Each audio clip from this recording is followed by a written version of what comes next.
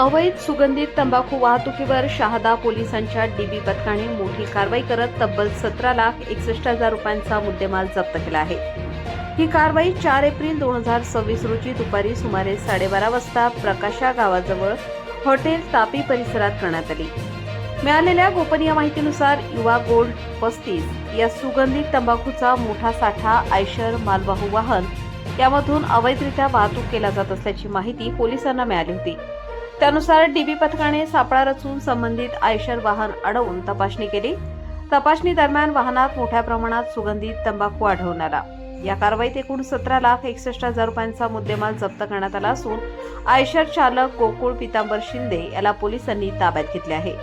त्याच्या विरुद्ध अन्न सुरक्षा मानके कायदा कलम 26 व 27 तसेच भारतीय दंड संहिता कलम 123, 223, 274, 275 अन्वये गुन्हा दाखल करण्यात आला आहे।